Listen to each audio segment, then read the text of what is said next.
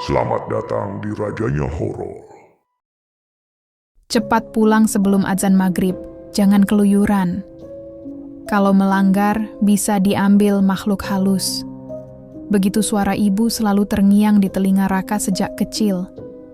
Kalimat itu seperti doa yang selalu diulang setiap sore, terutama kalau Raka masih sibuk bermain bola di lapangan kampung atau nongkrong dengan teman-temannya. Namun Raka bukan lagi anak kecil. Ia sekarang sudah SMA kelas 2. Baginya, larangan itu terdengar kuno, terlalu penuh takhayul, dan hanya dibuat orang tua untuk menakut-nakuti anak-anak agar pulang cepat. Pamali keluar maghrib itu cuman mitos, pikirnya. Apalagi teman-temannya sering meledek kalau ia buru-buru pulang saat azan terdengar. Sore itu, langit sudah mulai memerah. Awan tipis seakan membakar langit di atas kampung kecil yang dikelilingi persawahan dan pepohonan besar. Suara jangkrik dan serangga mulai mengambil alih suasana, seolah menandakan pergantian waktu. "Raka, pulang, udah mau azan," teriak ibunya dari dalam rumah. "Iya, bentar lagi," jawabnya ketus. Raka masih duduk di depan rumah, memainkan ponselnya sambil sesekali menendang bola kecil yang ada di dekat kakinya. Di dalam hatinya, ia sengaja menunda. Entah kenapa, ada rasa ingin membuktikan kalau Pamali itu hanya omong kosong. Azan maghrib pun akhirnya berkumandang. Suara muadzin menggema dari mushola yang hanya berjarak 200 meter dari rumah Raka.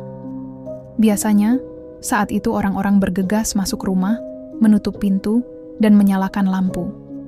Tapi Raka justru berdiri, mengambil bola, lalu melangkah ke arah jalan kecil di samping rumah.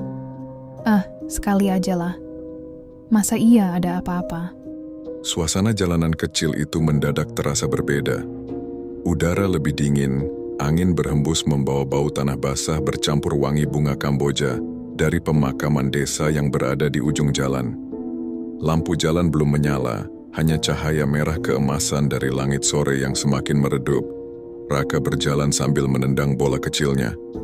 Suara pantulan bola di jalanan sepi itu terdengar nyaring, seolah menggema. Sesekali, ia merasa ada bayangan yang bergerak cepat di ujung pandangannya. Paling cuma burung atau daun jatuh, gumamnya. Namun, langkahnya terhenti ketika ia melihat sesuatu di persimpangan jalan. Sosok hitam kecil, mirip anak kecil berjongkok, seperti sedang memainkan sesuatu di tanah. "Halo?" panggil Raka setengah ragu. Sosok itu tidak menoleh. Raka mencoba mendekat, dan semakin dekat ia menyadari tubuh kecil itu hanya memakai kain putih lusuh.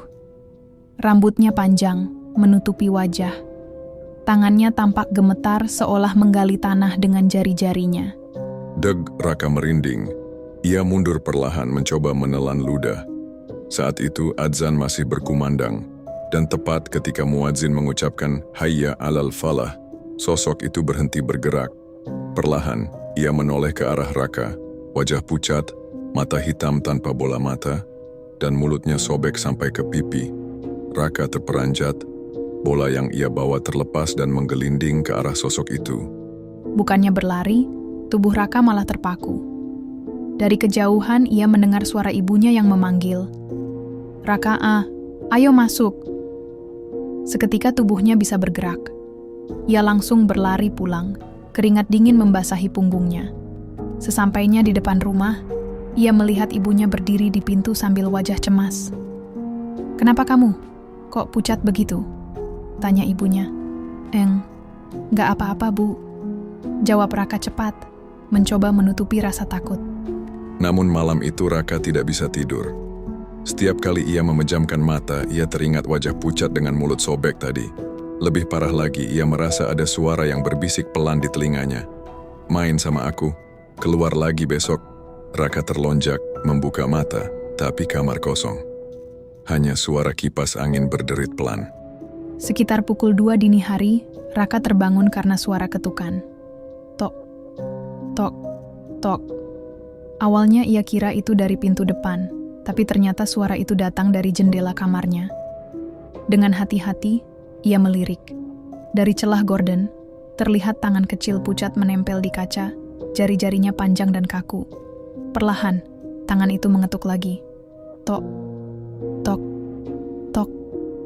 Anjir, apa itu?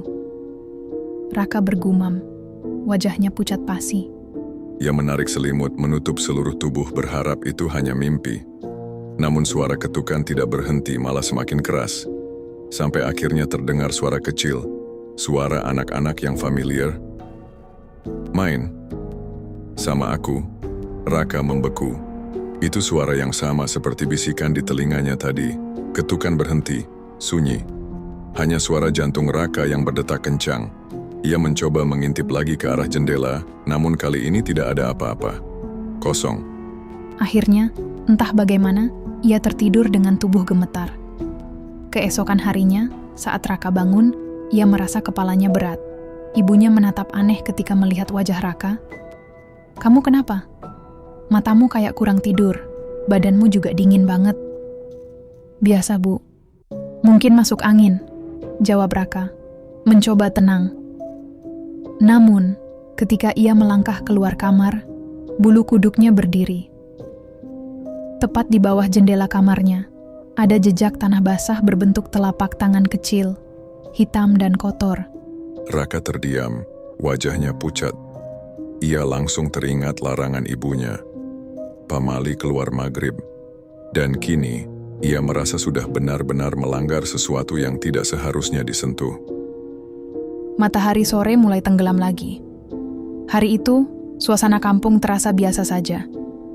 Anak-anak masih sempat main petak umpet, ibu-ibu sibuk menjemur pakaian terakhir sebelum malam datang, dan para bapak pulang dari sawah dengan wajah letih.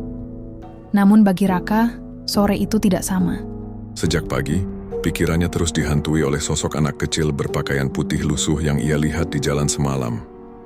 Bayangan wajah pucat dan mulut sobek itu seolah menempel di pelupuk matanya. Apalagi ketika ia melihat jejak telapak tangan hitam di bawah jendela kamarnya tadi pagi, tubuhnya langsung merinding. Raka tidak berani menceritakan hal itu ke ibunya. Ia hanya diam, pura-pura sakit perut agar bisa mengurung diri di kamar.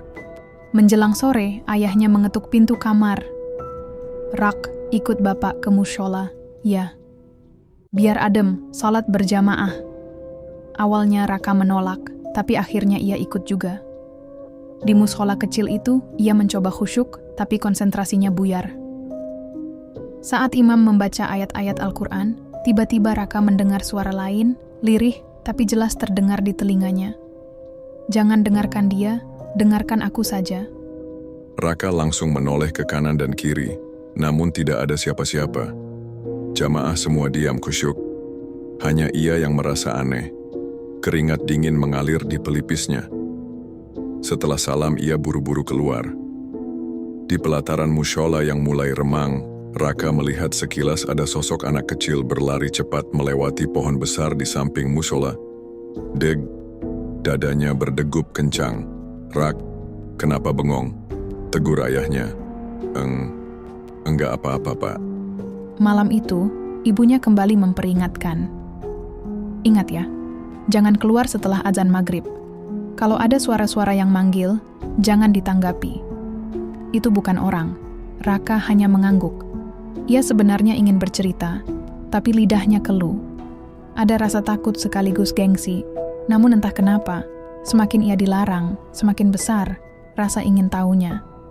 Ada dorongan aneh dalam dirinya, seolah ada yang membisikkan, "Keluar lagi, main sama aku." Dan benar saja ketika azan maghrib berkumandang, tubuh Raka seperti bergerak sendiri. Saat ibunya sibuk di dapur, ia membuka pintu depan perlahan, melangkah keluar. Kali ini, jalanan terasa lebih mencekam daripada semalam.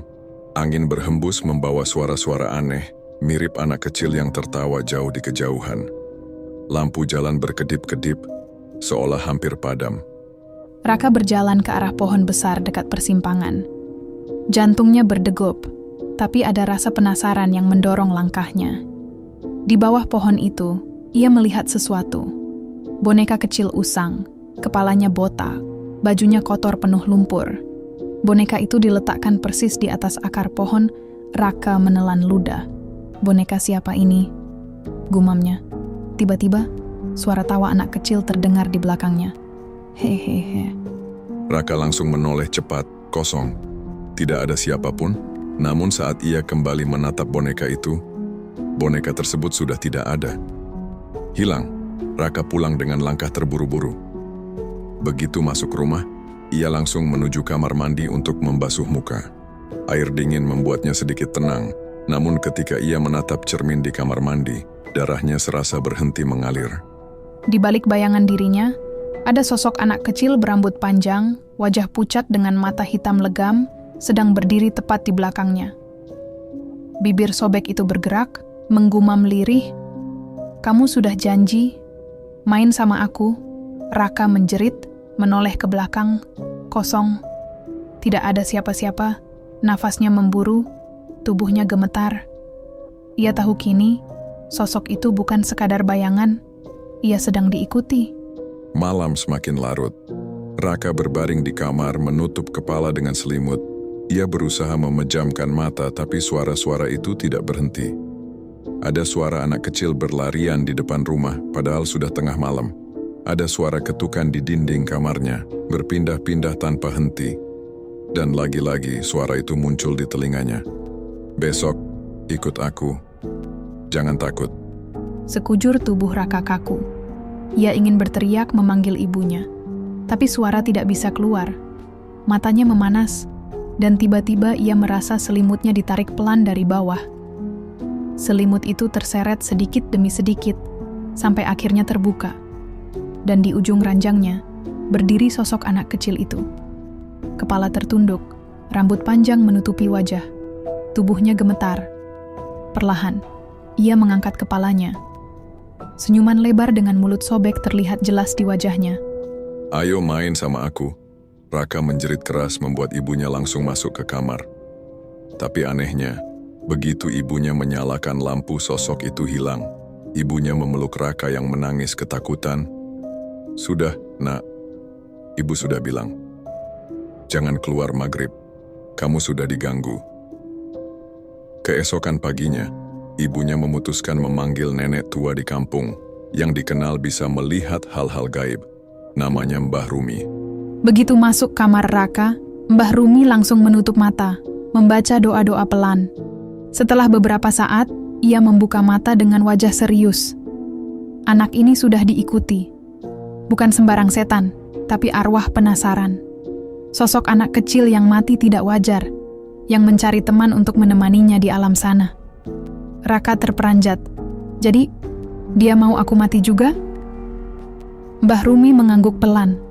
"Kalau kamu terus menuruti panggilannya, bisa iya." Ibunya menangis memeluk Raka semakin erat. "Pamali keluar maghrib itu bukan sekadar omongan kosong, Nak.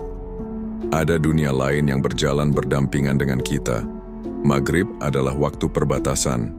Kalau kamu melanggar, ya, seperti inilah akibatnya."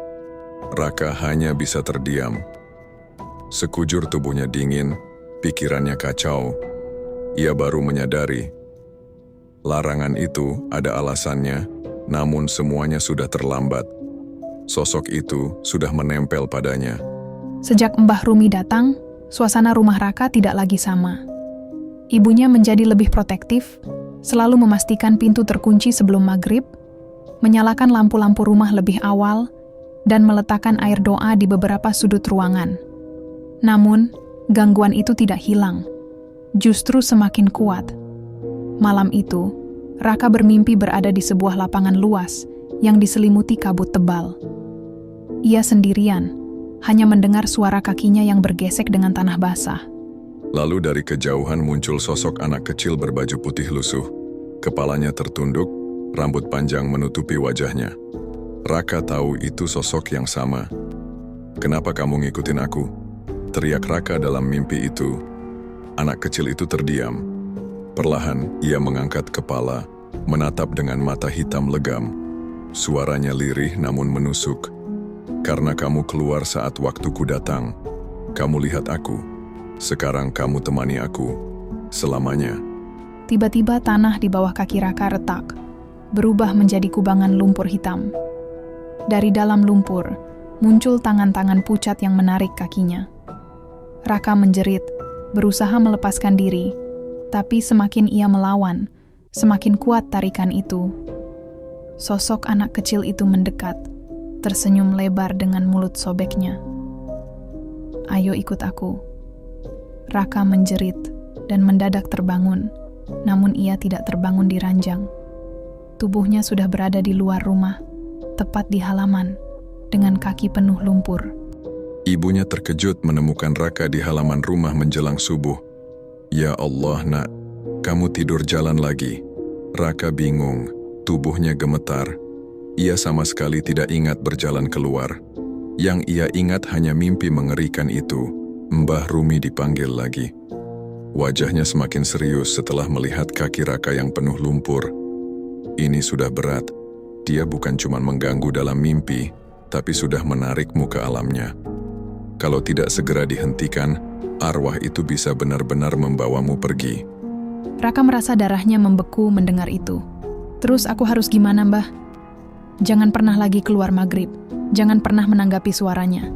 Dan ada satu hal. Kamu harus tahu siapa sebenarnya sosok itu. Karena hanya dengan begitu kita bisa memutus ikatannya." Mbah Rumi menatap ibunya Raka.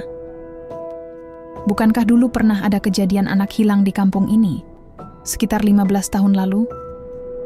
Ibunya terdiam, wajahnya pucat. Perlahan ia mengangguk. "Iya, Mbah. Ada anak perempuan namanya Sari. Dia hilang saat maghrib, katanya keluar sebentar mau main, tapi nggak pernah kembali." Raka menelan ludah. "Jadi, itu dia?" Mbah Rumi menghela napas panjang. "Bisa jadi. Arwah anak kecil yang meninggal saat maghrib sering tidak tenang. Karena mereka merasa masih ingin bermain, masih ingin ditemani. Kalau kamu melanggar pamali, mereka akan menganggapmu teman baru." Suasana hening. Hanya suara ayam berkokok di luar yang terdengar. Raka merinding, membayangkan bagaimana nasib anak kecil bernama Sari itu. Hari-hari berikutnya, Raka berusaha keras menuruti semua larangan.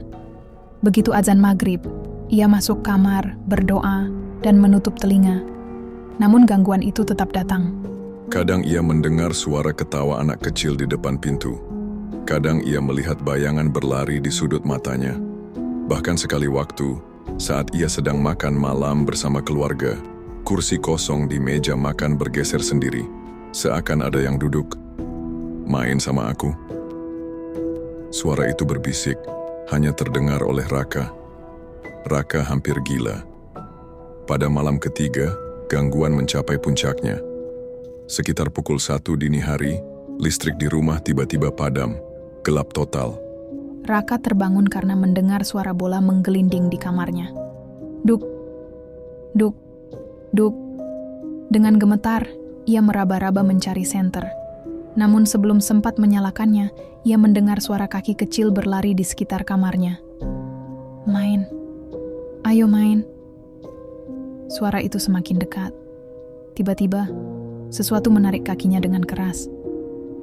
Raka berteriak, mencoba menendang, tapi kakinya terasa dingin seperti dipegang tangan es.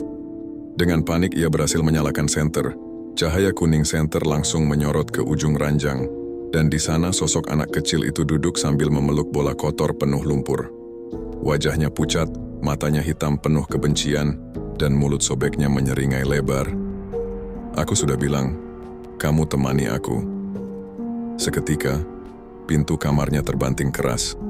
Ibunya berlari masuk sambil membawa air doa. Begitu air itu dipercikkan, sosok anak kecil itu menjerit melengking lalu menghilang dalam asap hitam.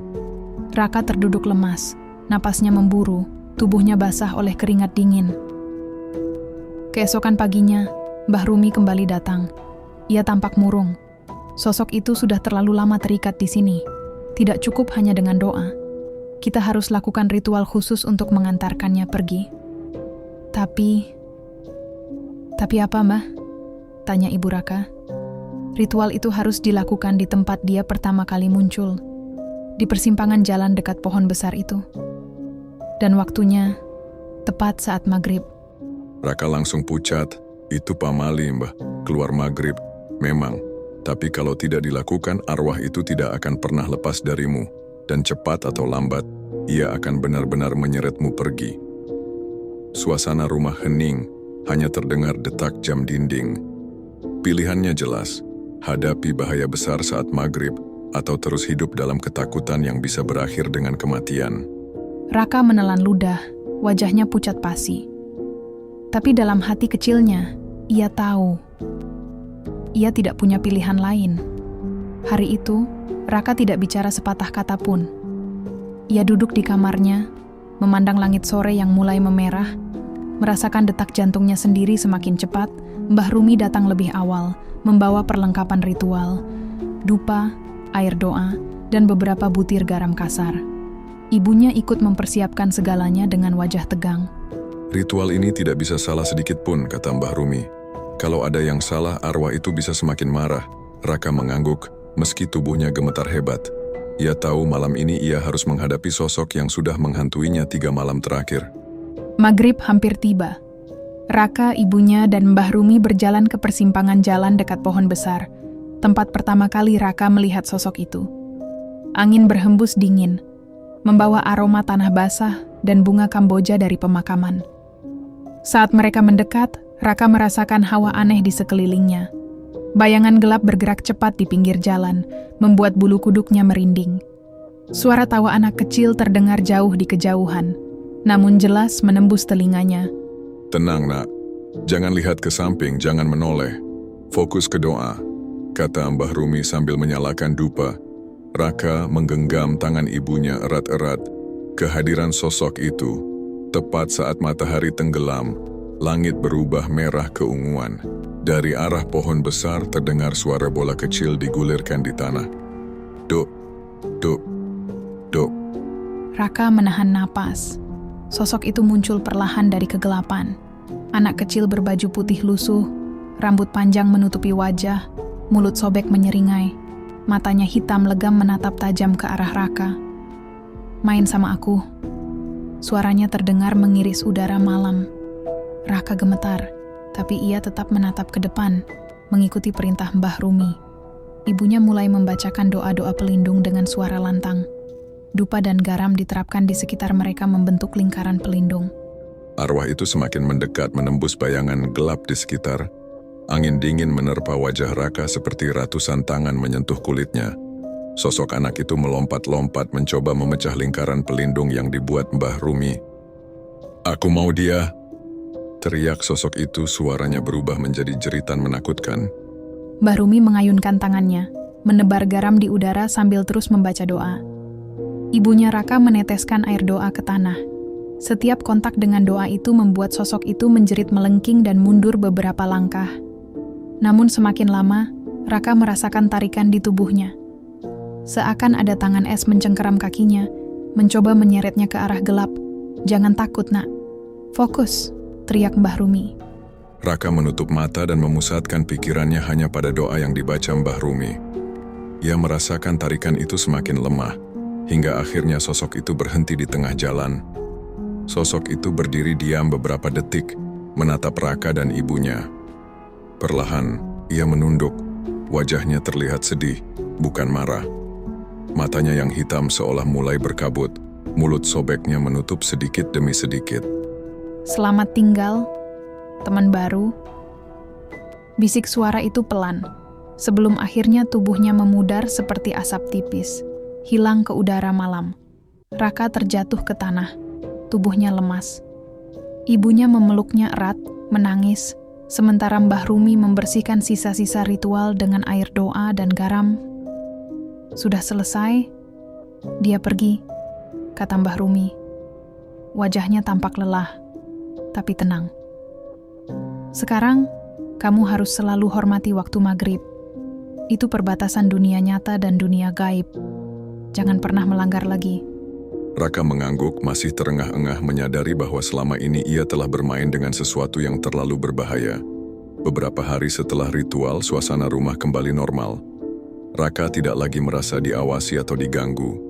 Ia mulai menghormati larangan pamali keluar maghrib. Setiap sore ia masuk rumah tepat waktu, menutup pintu, dan tidak lagi menanggapi suara-suara aneh di malam hari. Namun terkadang, saat malam sangat hening dan bulan tertutup awan, Raka masih bisa mendengar bisikan lirih di telinganya, sangat samar, seolah hanya ingin mengingatkan, "Jangan melanggar, atau kamu akan kembali padaku. Raka menelan ludah, tapi kali ini tidak takut seperti dulu. Ia sudah belajar. Pengalaman itu menjadi pelajaran yang paling menakutkan dalam hidupnya. Beberapa minggu setelah ritual, kehidupan Raka mulai kembali normal. Sekolah, teman-teman, dan aktivitas sehari-hari sudah berjalan seperti biasa. Namun di dalam hatinya, rasa takut tetap tersimpan, tersembunyi di sudut pikiran setiap kali azan maghrib berkumandang. Ia selalu memastikan pintu rumah terkunci, lampu menyala, dan ia tidak pernah menanggapi suara-suara aneh. Namun suatu malam, sesuatu yang tidak ia duga kembali menghantui. Malam itu, Raka sedang tidur sendiri di kamarnya. Semua lampu rumah padam, hanya cahaya bulan yang menembus gorden. Tiba-tiba, suara lirih terdengar di telinganya. Raka, main lagi? Ia menegakkan badan.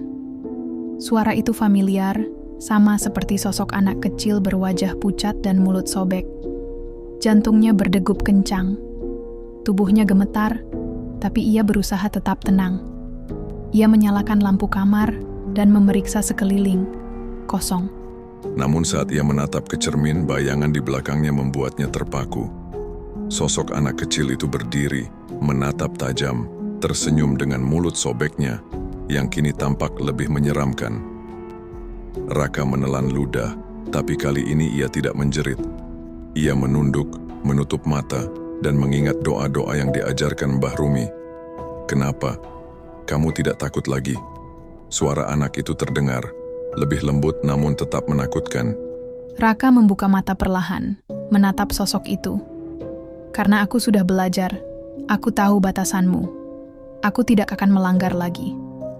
Sosok itu menatapnya beberapa detik, lalu menunduk. Suara tangis lirih terdengar, bukan menakutkan, tapi sedih. "Kalau kamu tetap hormat, aku bisa pergi." Dan seketika, tubuhnya mulai memudar, perlahan-lahan seperti asap tipis yang tertiup angin malam. Raka menghela napas lega, tubuhnya lemas, namun hatinya mulai tenang. Ia menyadari bahwa ketakutan selama ini bukan hanya soal sosok gaib, tapi tentang menghormati aturan dan batasan yang selama ini ia anggap remeh. Keesokan harinya, Raka menceritakan semuanya kepada ibunya. Ibunya menangis, memeluknya erat. "Sudah ibu bilang, jangan keluar maghrib," ucap ibunya dengan suara parau. Raka hanya tersenyum pahit. Ia tahu bahwa pengalaman itu akan selalu menjadi bagian dari hidupnya. Ia juga tahu bahwa menghormati batasan, terutama yang berkaitan dengan dunia gaib, bukan sekadar takhayul, tapi cara menjaga diri dari bahaya yang tidak terlihat. Sejak malam itu, Raka tidak pernah melanggar lagi pamali keluar maghrib. Bahkan ketika teman-temannya mengejek, ia hanya tersenyum dan masuk rumah tepat waktu. Ia telah belajar bahwa keberanian bukan berarti menantang semua larangan, tapi juga tahu kapan harus berhati-hati. Meski sosok itu telah pergi, Raka kadang masih mendengar bisikan samar di malam hari, jauh dari telinganya. Tidak menakutkan seperti dulu, lebih seperti pengingat. Selalu hormati waktu maghrib. Jangan lupa, Raka tersenyum sendiri, menutup jendela, menyalakan lampu, dan tidur dengan damai. Ia tahu bahwa dunia nyata dan dunia gaib berjalan berdampingan, dan selama ia menghormati batasannya, ia bisa hidup normal. Dari pengalaman itu, Raka menyadari, pamali keluar maghrib bukan sekadar cerita menakutkan untuk menakuti anak-anak. Itu adalah peringatan, perbatasan antara dunia manusia dan dunia gaib. Melanggar aturan itu bisa berakibat fatal. Raka pun menjadi sosok yang lebih bijak. Ia tidak lagi menyepelekan peringatan orang tua, dan selalu memastikan maghrib menjadi waktu untuk pulang, berdoa, dan menghormati batas yang tidak terlihat. Setiap kali azan maghrib terdengar, ia tersenyum, mengingat pelajaran paling menakutkan dalam hidupnya. Bahwa keberanian sejati adalah tahu kapan harus tunduk, bukan selalu menantang. Dan di suatu malam yang sunyi, jauh di pojok matanya, ia masih bisa melihat bayangan samar anak kecil itu tersenyum, seakan mengucapkan selamat tinggal terakhir. Raka menatapnya, tersenyum kembali dan menutup matanya dengan tenang. Pamali maghrib telah mengajarkannya arti sebenarnya dari rasa takut, hormat, dan kehidupan.